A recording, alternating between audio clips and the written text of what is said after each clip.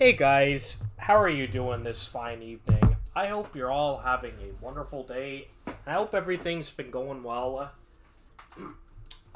Today, today I will be, today I will be, I might as well just, because I was in the mood and I wanted to experiment with something. Today, Super Gamer is gonna, is gonna go around recommending a game. And I'm sure maybe some of you have heard of it before. Some of you probably even know of the futuristic racing genre.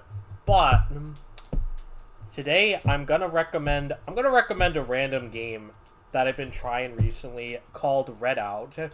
This game this game right here has been pretty kick-ass, honestly. It's been like, it really reminds me a lot of what I like about the Wipeout games. Tough gameplay, you gotta maneuver around shit properly. You gotta, time your boost or whatever your loadout is, properly. You really gotta think about a lot of stuff. I've been playing through a lot of this recently, yeah? Like, as you can see, I've been going through stuff one by one. Like, I still haven't gotten gold for everything, but I've been having a blast. Honestly, I've been having a blast with Redout. I might try its sequel out at some point, but for now, I just kind of figured to talk, show a cool game off, try to add more to proper positive game discourse instead of being always negative. Because I know the I know the thing nowadays with a lot of YouTube clickbait is, oh, everything sucks, everything's bad. Why isn't gaming good anymore? Why aren't things like when I was a kid? I would like to not add to that. Instead, I feel like today just giving a spotlight for some games that I think are pretty cool. And I figured this would be a pretty great one to show off, because I love Redout. I love the first Redout. It is genuinely a great, really fun, really challenging but fair futuristic racing game, inspired by Wipeout and F-Zero. I know it's, I don't know how much you guys love or dislike these kind of games, but for me, I love this shit. It is so challenging, it's so fair. It's really exhilarating. You look at this game and you go, wow, this game looks genuinely incredible. I know, I don't know. Maybe, it's so weird when I play this. It's so weird. It's so weird how I'm so used to certain modern games, like modern AAA games, running like dog shit or having, some questionable performance on PC, but here, let me show off quick.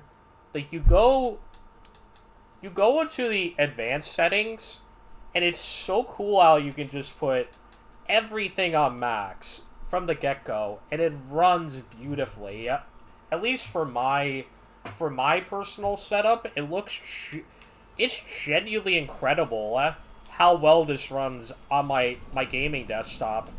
Not a single hitch, not one, none. It's just genuinely runs incredibly. It's so buttery smooth. It's unbelievably beautiful, and it has really tight gameplay.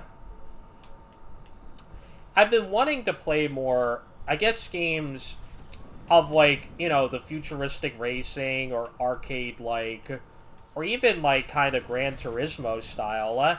I've been craving that recently, and I feel like going through my backlog and trying shit like Redout, Wipeout through the PC port, F-Zero GX. I feel like that's been kind of fulfilling a lot of my taste. like, recently, yeah? Like, you look at this and you go, yeah, this is when you know you have a really good game on your hands, in my opinion, when, like, you have a game this beautiful and it runs so well. To be honest, I would rather give more attention to games like these than, your standard run-of-the-mill, oh, well, like, say, Silent Hill 2 remake, Resident Evil 4 remake, or, those slop remakes I heard by Forever Entertainment, or, I don't know, like, just, instead of, like, GTA 6, or whatever that gets attention nowadays, I'd rather want to show off games like this. I guess this is just my kind of thinking, but this could just be how I'm thinking recently, but I think it's kind of unfortunate. A lot of YouTube,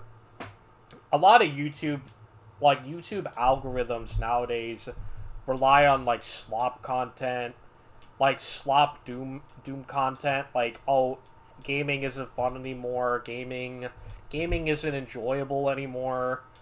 Like, you hear so much about this. And, don't get me wrong, on the one hand, I understand that video games, like,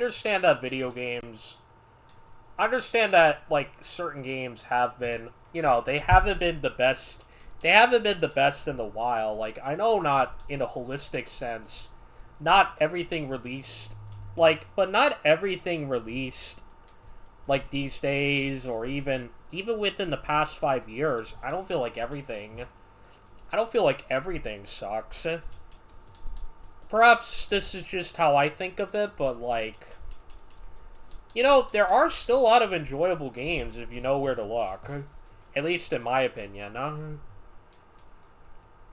And I can only kind of speak for myself, given I do try to find games that look interesting to me, but, like, when I look at a game like Redout, or Sonic Robo Blast 2, or Sonic Triple Trouble 16-bit, or, the countless indie games, I'm always gonna think about that more and say, yeah, like, not everything, I don't feel like everything sucks nowadays. I don't feel that way. I feel like there are genuinely good games worth exploring. I guess, like, at least in my opinion. And, if you ever want to ask a random person on the internet for any good recommendations, feel free to ask me, I know I'm just kind of a rando on the internet, and I know I'm no one super special in the grander landscape of the platform, but, like, I do know of genuinely really cool things that are coming out, like, or have already came out, like Demon Tides sequel. Like, I heard a lot of good things about it. I've been thinking once I save up enough money, once I save up money and I, like, work again, like, this month, I'm thinking of buying games like that, like, give that a look, or that, I'm trying to remember the cookie, I'm trying to remember, there was some cooking game with a cat, like, that was released this year, and it looked pretty cool, like, for the, like it was like a retro indie platformer. I was kind of like, wow, this looks really cool, dude, I think it looks cool, and I would spend money on it, if I save money up, this year, I'm thinking of buying some indie games again, save up for that. I know not everybody... Ah, shit, I died. Alright, it's not a big deal. Sorry, I know I'm not the best at this, sorry, but... Like, I do try, though. You can see, like, I do try to make the turns, but I am a little crummy at this. I do say though, like there are a lot of good indie games, and maybe like I don't know, maybe that's just not the focus everybody has these days. I know the talk of the town usually is like, okay, how are the AAA games nowadays? I know that's more of the thing, but I don't know. I just don't like the idea of dismissing all great games just because they're not, well, not all of them are like AAA, yeah? And so they don't count or whatever. Like, well, that's not what I mean when I say, modern games suck. I'm like, well, or whatever, but the way I view it, if a game's good, a game is good. Like, doesn't matter when it even came out. It's all about, on its own merits. Was it a fun game? Did you enjoy it? Did you have a great time? I don't know. Like, did you have a good time with it? And a lot of that I think should come up more often than, I don't know, whether or not, well, you look at the trends and you say, yeah, it looks all doom and gloom from a certain point of view, like, but I feel like, sure, I do feel like, sure, while, like, from a AAA perspective, I do feel like a lot of AAA games, I do feel like while a lot of AAA games certainly do deserve ire and criticism, and they do deserve constructive feedback, for sure. And even certain indie games, certain ones do deserve criticism, I agree, but I think at the same time though, I feel like the gaming culture or the gaming cultural landscape feels a lot more cynical to me than even when I was younger. A lot of people just kind of give in and say like everything isn't amazing anymore. So it's a lot easier to dismiss like even really good games because in your mind, in that moment, no matter how true or false it is, like in your mind, you feel like everything sucks. Like everything is out, like everybody's out, like as a developer or publisher is out there to ruin the things you like. All I could say to that is, you really shouldn't, if you feel like at any point that a company is ruining a franchise that you like, or AAA publishers and developers don't care, you should always just vote with your wallet. You should always vote for what you want. And if you think things suck right now, I would rather people be part of the solution than part of the problem. Like, you know what I mean? Like I just kind of feel that way, at my heart to heart. Like, I look at this, and I go, I don't know, I'm having a really good time. Maybe this sort of game isn't for everybody, but I feel like not all art should be for everybody anyways. But this is the kind of shit I'm into. I think it's fun, really good, it's beautiful, and so much happens in the blink of an eye. You can see, like, I know I'm making some mistakes, but you see, like, I am trying to play decently, even if I'm not, like, doing the best job. Fuck. Alright, I'm messing up again. Rip. But you can see, even though I did make some critical errors, I still ended up getting the gold medal. I was just like, wow. It's just something. I don't own the DLC for this game, but I also, if I end up at a point, like if I end up making money again, I am thinking of like, like saving up and buying the DLC too, Oh yeah, right. You can even, I forgot, you can actually upgrade the ships. I haven't had to do it yet, but I think it's pretty cool how much customization you have with this game. You can customize ship colors. You can customize. You can customize upgrades. You can customize info. Well, not info. You can. I guess you can customize stats. Like that's what I more meant to say. Like, alright. Wait. Hey, I want to. Oh, wrong button. Yeah, like see, you can customize how it looks. You have like different color sets. And a lot of these look fucking cool. Like that one for this, it looks gorgeous to me. Or the Striper Poison High looks great. Or this one, I love it. It looks great. This one, you know, this one looks nice. Neo, I might go for this one, honestly. It looks good. I might as well just for the hell of it.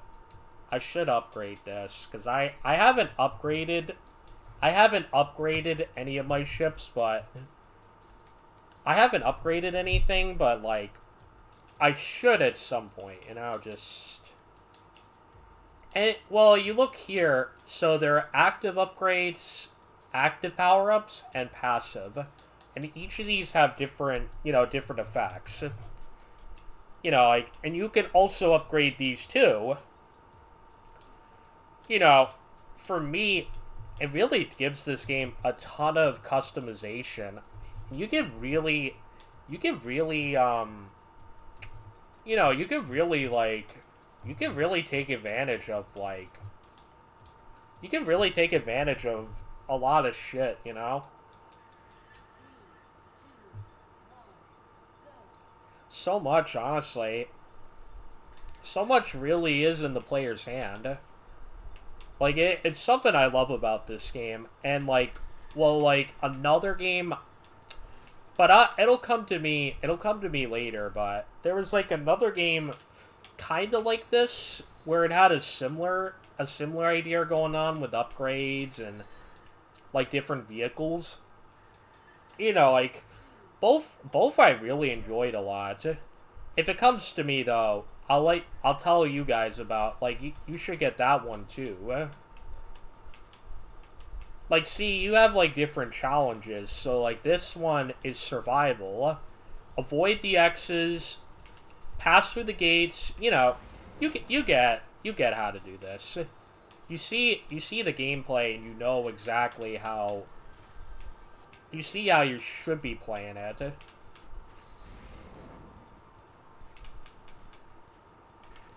It's a little tricky, but with practice, it makes perfect. Yeah. Yeah, you want to worry about. See, like, on the bottom left, you want to make sure that your health isn't going down, because you don't want your ship to be destroyed. Like, it's not a good idea to have your ship destroyed. Otherwise, it breaks. It breaks and it can delay. The opponent could either catch up to you, or in time challenges like this, it could waste more time, where you should be focusing on getting through the gates. And like, it's very important that you play decently. Alright, don't be like me. Don't be like me playing like dog shit. Like, I'm playing pretty dog shit right now, but don't be like me. Play pretty decently. Play into your strengths. Like, customize. Try different ships. Try different level ships. Just kind of, like, do what you must to get gold medals. Like, that's. The whole thing is, you have tons of flexibility. It's really the kind of thing I love about these kind of games. Like, you just have so much customization. Fuck.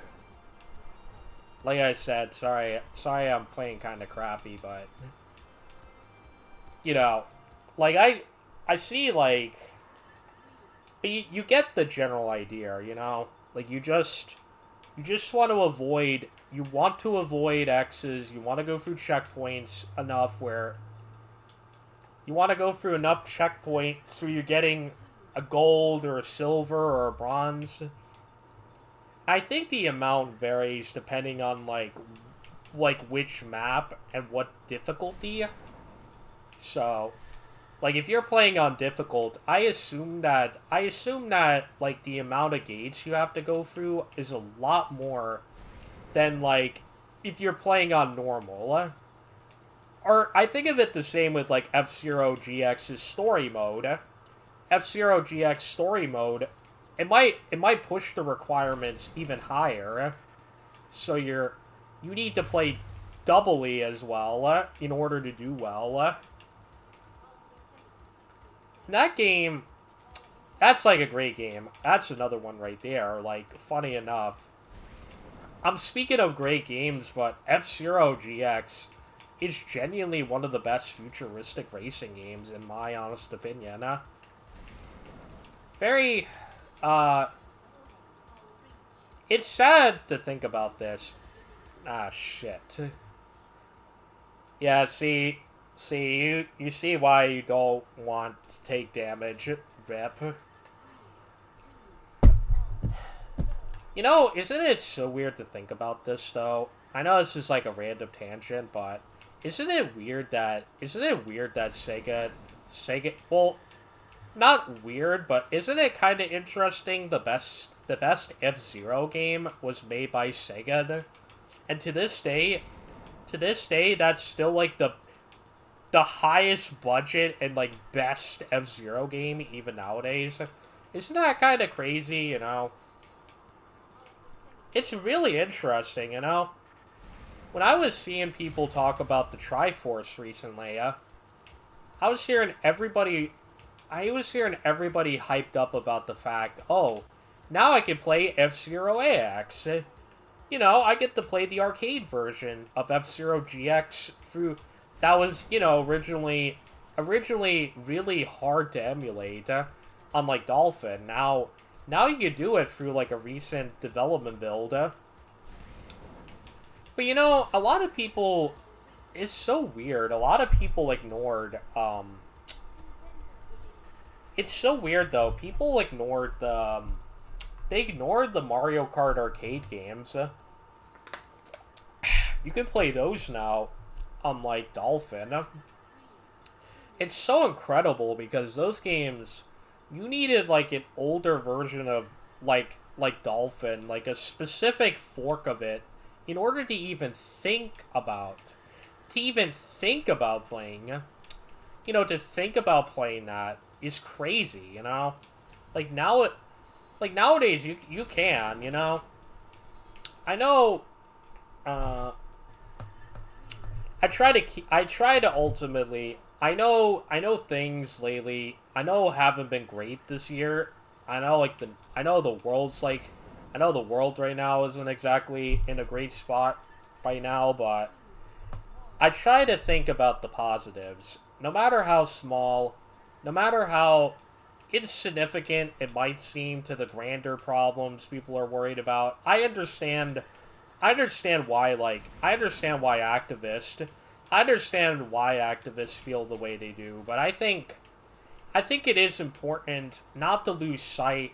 I think it is important not to lose sight of things, and to not, like, you know, I think the thing I think about is, like, you shouldn't go full doomer. I know it can be easy to give into doomer mode, and I am just as vulnerable to it as anyone else, but I like to think, like, say, you know, for example, like, even the Supreme Court in the United States saying that you can't copyright AI, and that, you know, like you need permission from the, you know, well, you need, like, permission from the copyright owner.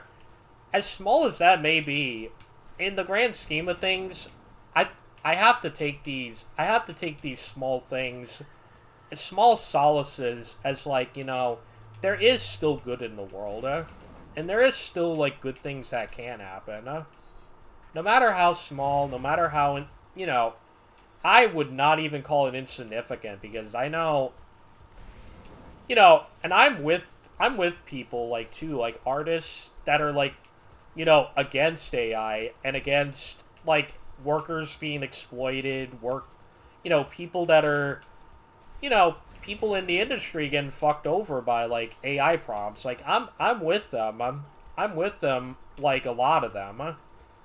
Like I think it's bad how I think it's bad how, you know, I think it's bad how companies tend to treat a lot of employees like they're just disposable cattle.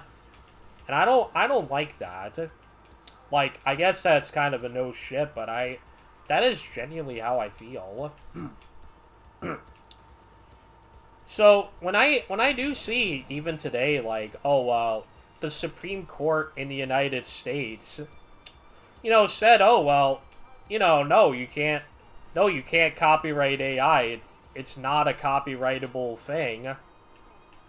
You know, for a country that is pretty pro-corporate more these days, more and more, I have to assume that there are still people who give a shit about doing the right thing. At least in my opinion. Maybe not like, maybe not everyone.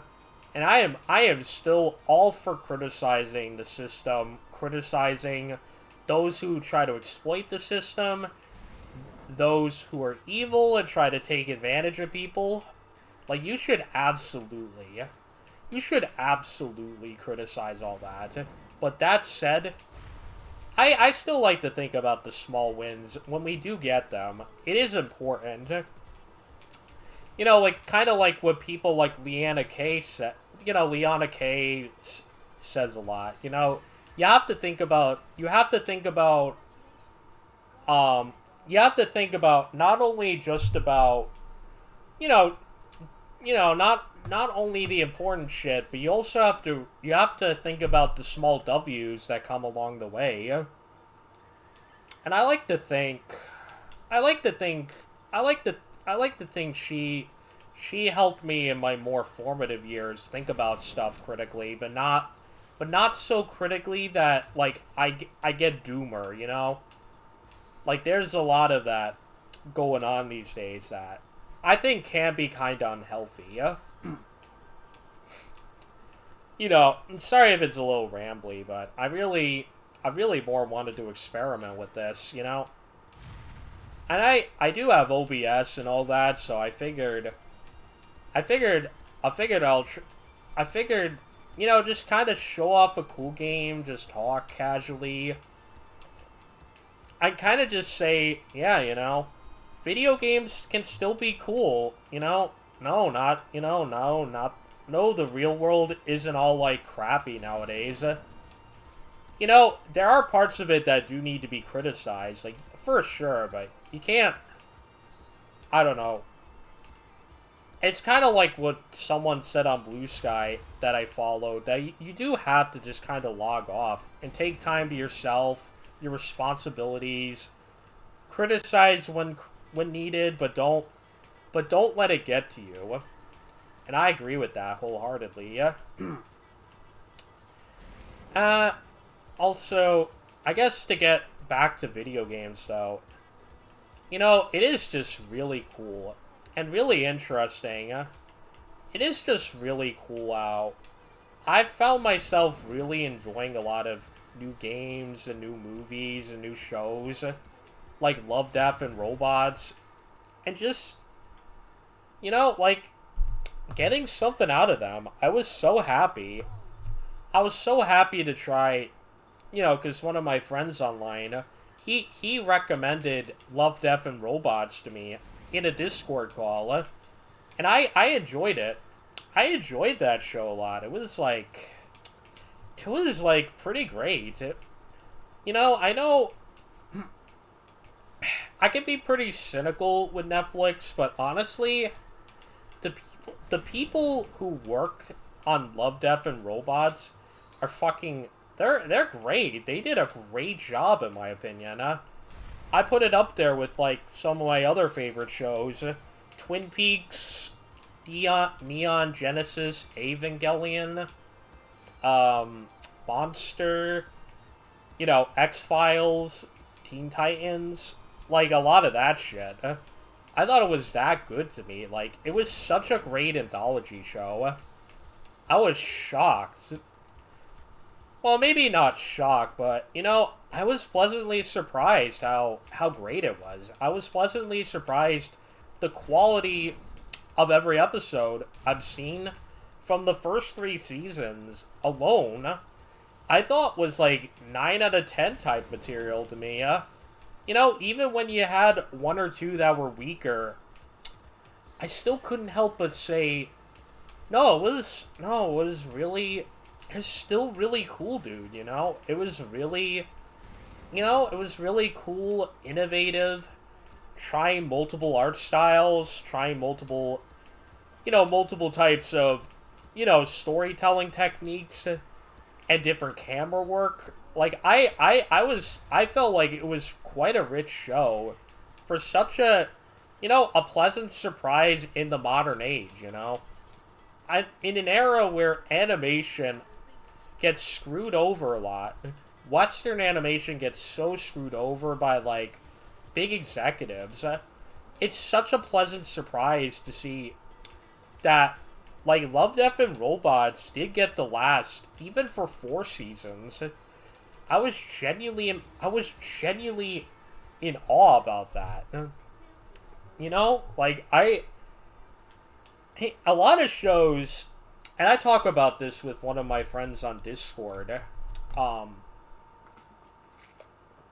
Give me a sec, sorry.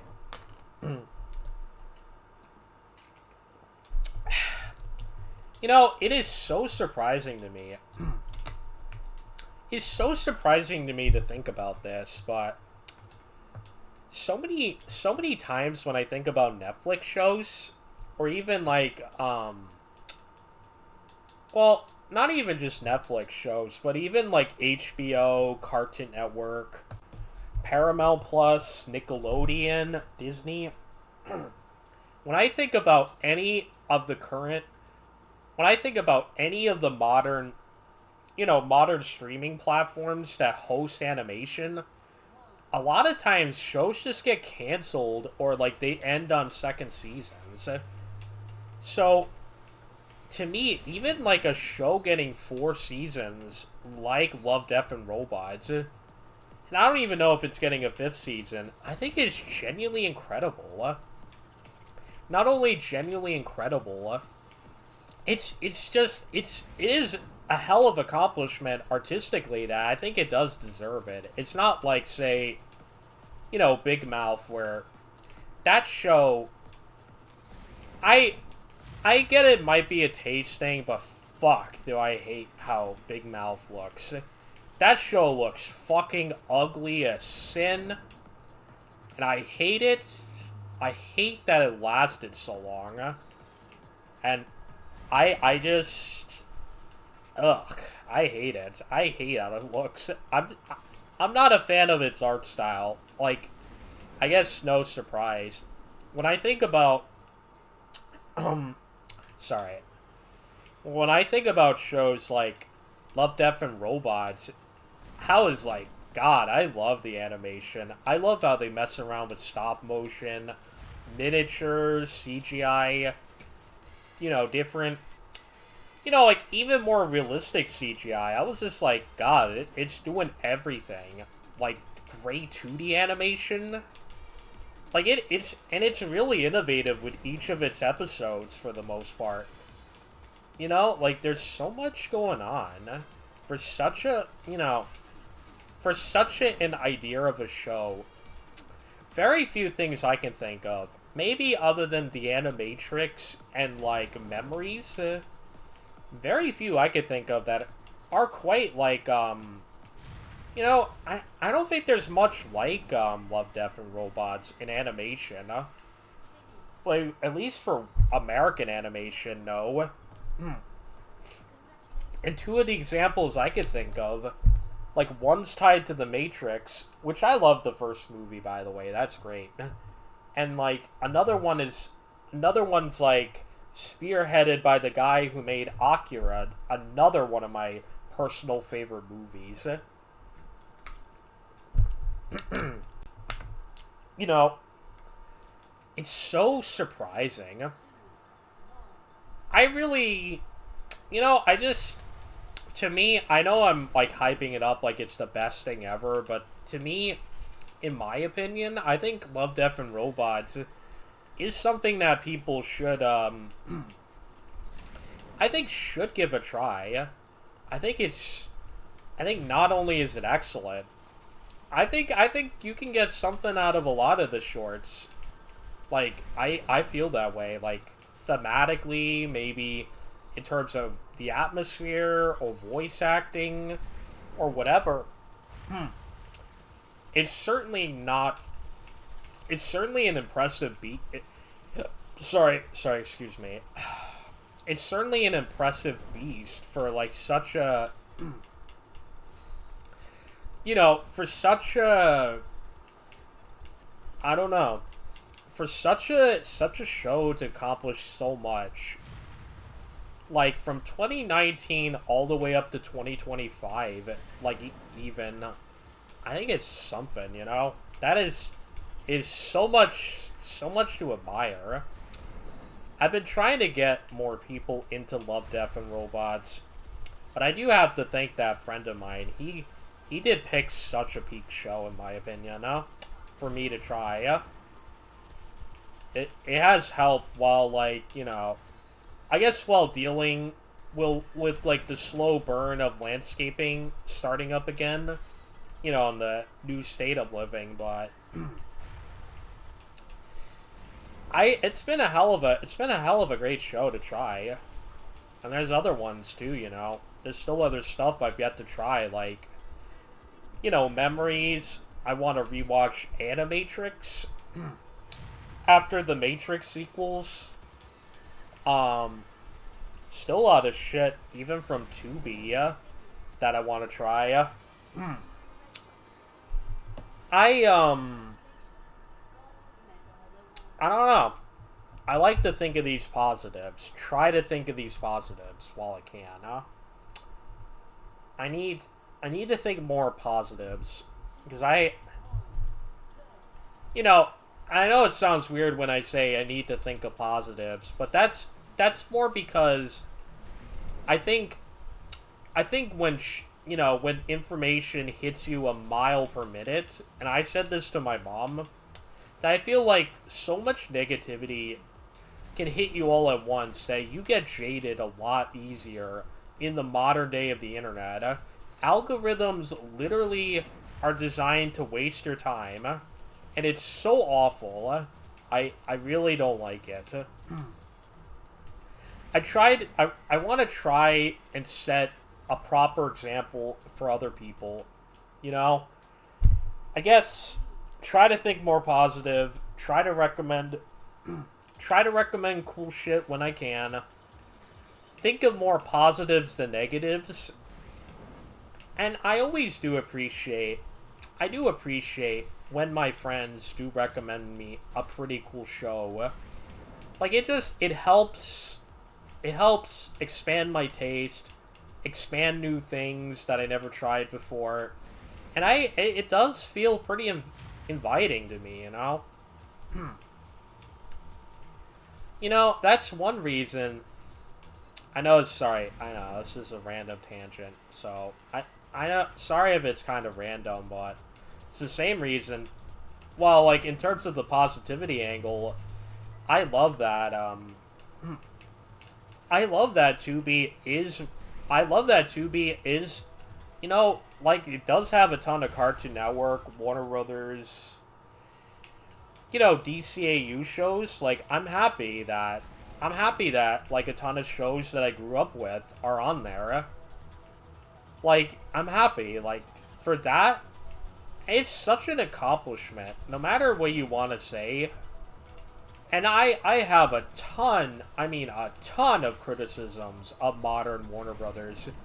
and, Discovery and David Zaslav and the whole shebang, I absolutely will roast them. But I think having Tubi, having Tubi a freemium service, have like a ton of Warner Brothers and like ton of old cartoons, even from like Hanna-Barbera and all of like Turner, like the Turner owned cartoons, I think is a miracle. It's a miracle of licensing and a miracle of a deal. I'm so happy, honestly. Again, I tend to I tend to watch a lot of shit on Jellyfin, like Jellyfin server. So I have the files for a lot of shows, but for those, well, wait, at least given the crisis of the SSD shortage and the RAM shortage due to AI, Tubi really is the next best thing that I can think of for watching a lot of these shows. Maybe there might be a couple flaws and all that do need to be ironed out, but at the end of the day, I think it's a W for animation fans and a W, not so much for preservation, but it's a W for exposure. It's keeping the Looney Tunes brand alive. That and stuff like Looney Tunes The Day the Earth Blew Up, and, Wily versus Acme getting made. A lot of it is just, I'm just so happy that I'm just so happy that a lot of these shows do still have exposure, even if, like I said, Warner Brothers and HBO Max still suck ass. Hold on, just give me a sec. I'm gonna use the bathroom. Alright, I'm back. Sorry about that. I had to go, to the bathroom for a sec, but I might do, maybe one more challenge, then, I might call it for at least this little demo try, the whole, what I would like to call this video if I upload it. I'll call it Soups Recommends,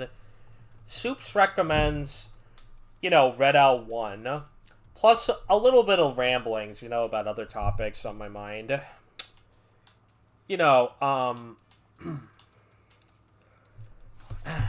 I forgot to explain this, but you saw before, how you have to use contracts. Well, actually, you don't have to use a contract, but you see down here, sometimes if you play really well, you sometimes are offered contracts in order to, maybe you might get boost in terms of EXP, boost of money. These are worth taking the risk of. If you want to weigh out your pros and cons of taking a certain contract, I would always recommend giving them a try, because you rack up a lot more money. You need the money to buy a lot of these upgrades, for the more expensive ships. See, this, 3,000, 60,000, and this one gets to 90,000. You look at these, 6,500, all these are priced, basically in tiers. And you only have a given amount of money to spend on a given ship. So you wanna think about upgrades, what to spend money on what, You have to think about all this stuff carefully. It's, if you want to do well in a given race, you want to think about all this stuff, because every upgrade counts for every upgrade counts to win a race, in my opinion. This, see, max acceleration, max speed, grip, the structure, the energy pool, recharge speed. You want to think about these stats, because they do help you win races. and they do help you win time challenges and all that. You want to think about this when you're, when you're playing the game. If like this sort of game interests you, you want to think about this stuff because um otherwise it can get, otherwise the difficulty can be kind of annoying. You want to think about this shit. Like, it's, well, like, same with what I said before about active and passive power-ups and upgrades. Like, I'm at a point where I got a good handle on, like, what exactly, like, for a given race or challenge, what should I be aiming for, and you see there's so much different variety and different stuff. Tournaments, time trials, survival. Like, there's a ton of stuff you can experiment with. I think this game is genuinely great, and I wholeheartedly recommend it. If you're looking, maybe something that isn't super, super recent, but, recent enough, and you have, like, a pretty good computer, I wholeheartedly recommend Redout 1. It's such a cool game. It's fast. It has has proper accessibility, and everything just feels so good. The flow, every vehicle has a different feeling, different perspective shots. You play racing games, you know how these things work. Every upgrade, every passive and power up has a different effect. You're always thinking about a lot of this stuff as you're playing the game.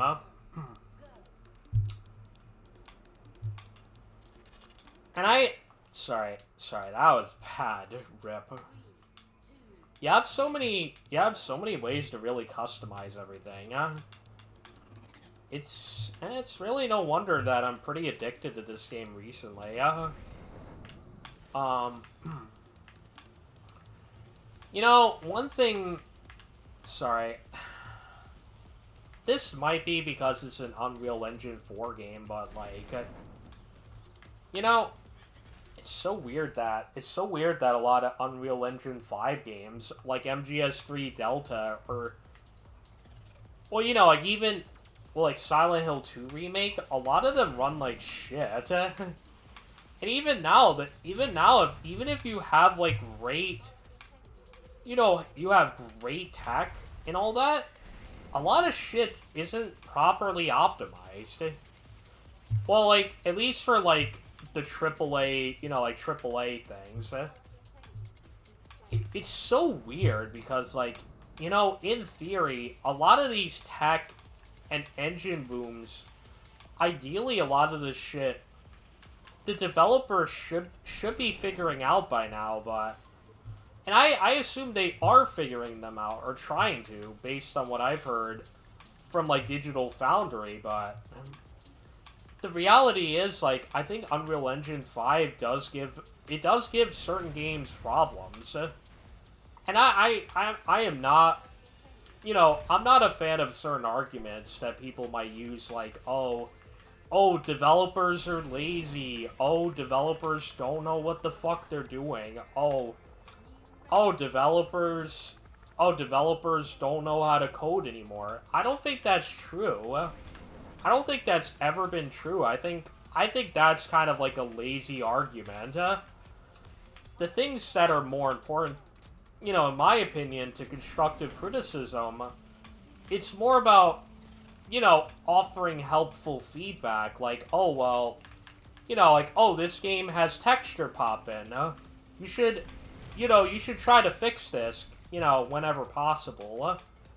I don't like the lazy argument, because I feel like that argument in of itself is unnecessary. You don't need to treat developers like they're stupid. Like, I don't know. I think there is a way where you can criticize developers and criticize publishers especially without calling them stupid, because I think, I think the stupid argument is kind of lazy in of itself. I might, okay. One more. Score 10 laps. Sorry, I am just having too much fun with this game, huh? I'll do one more, then I'll say my final piece.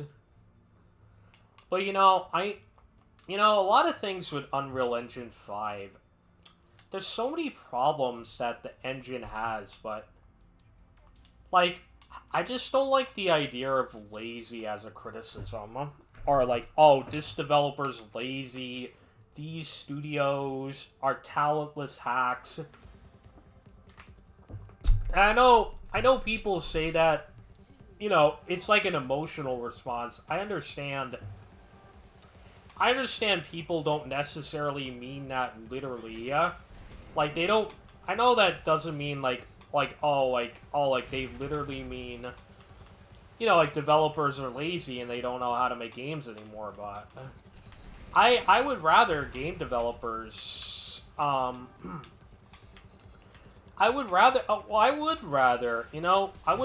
just live in a world where shit gets properly criticized, and, like, personal attacks aren't considered, criticism, because I don't believe in that. Like, even if, like, we're talking about people like Rogue Street Games, Never Entertainment, Ending Entertainment, the guys who made the Panzer Dragoon remake, like, I don't think giving them personal attacks is the answer. I think it just kind of makes, I think it just kind of muddies the water. Like, there are legitimate criticisms of so much things you could say. And I feel that in general, even with art, even art that I adore, like the original MGS3, or, like Dark Souls 1, or Toho 7, you can probably make constructive criticism, and it can be fair, but what I say to people is, I would like more if people were constructive about shit, instead of, letting emotion get the better of us. Emotion can be valid, but emotions can also, if not regulated with constructive thought, you can, it doesn't make for the most pleasant of discussions. You know what I mean? Like, it makes things a lot more difficult. I feel like to get to the bottom of certain issues, like, say, Unreal Engine 5 optimization issues, graphic popping, games having predatory practices that people have bitched about, and I agree with them. Microtransactions suck. Loot boxes suck.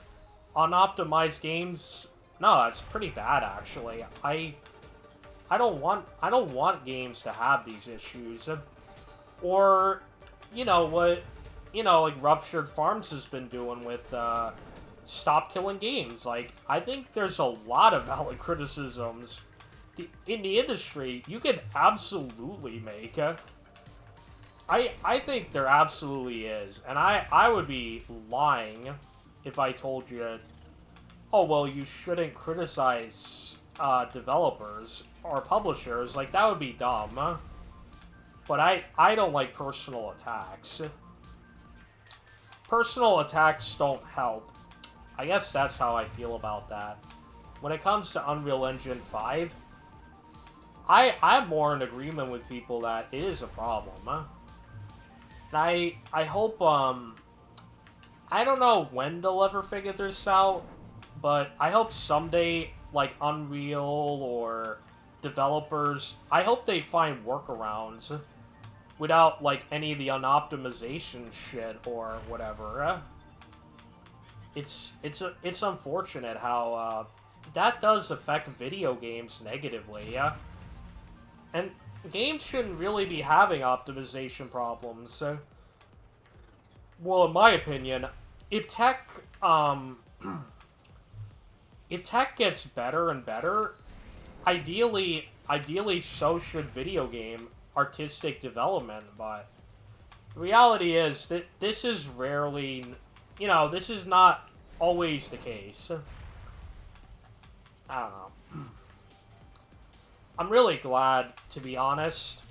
I'm really glad, to be honest. I know this is kind of a random... I know this is kind of a random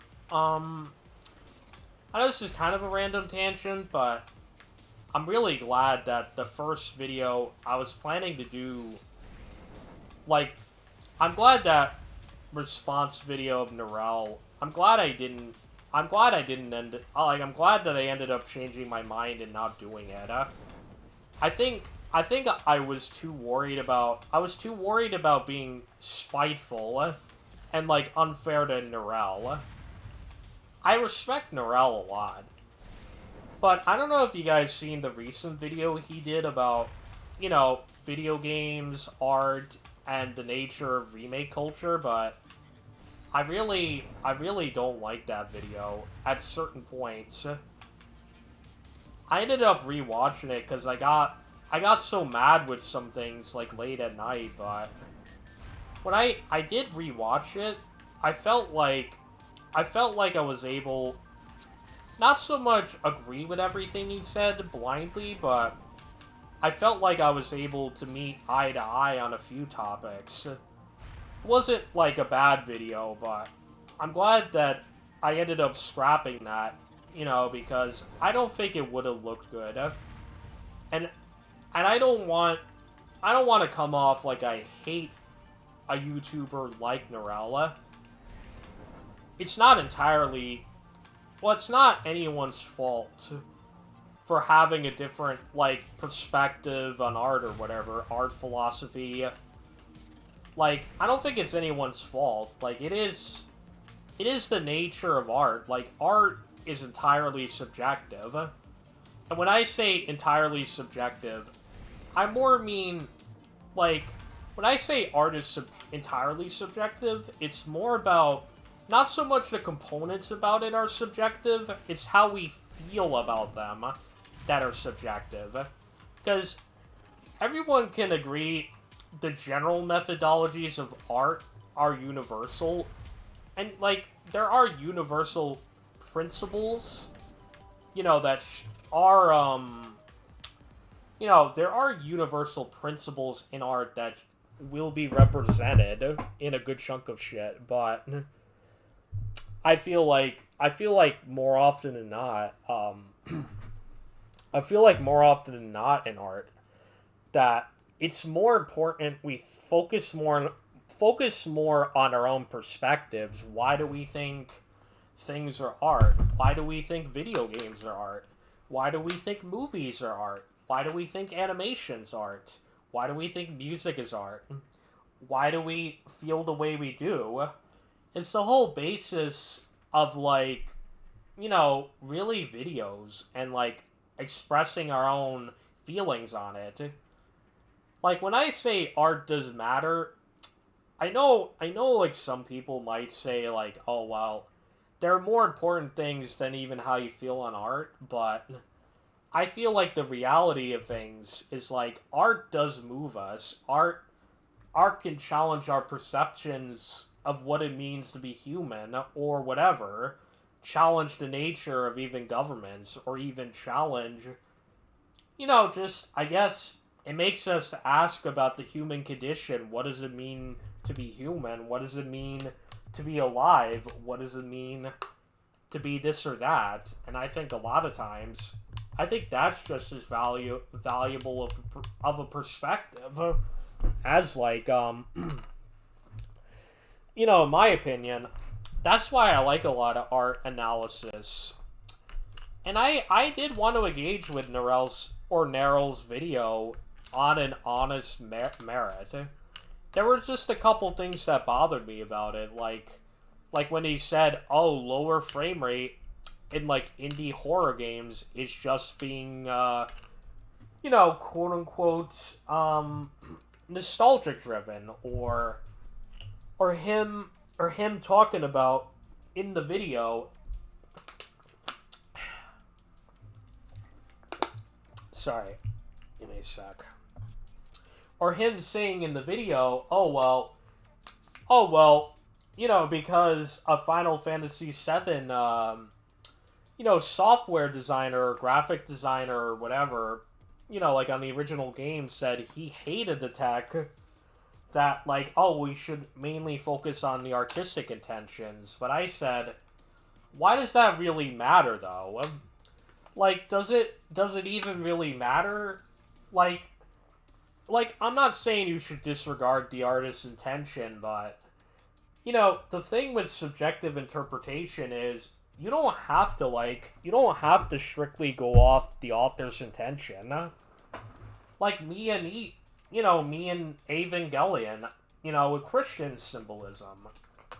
I'm gonna say to people that, regardless of whatever Anno was intending for at the time with the Ultraman references, I still felt that was beautiful and meaningful to me, yeah?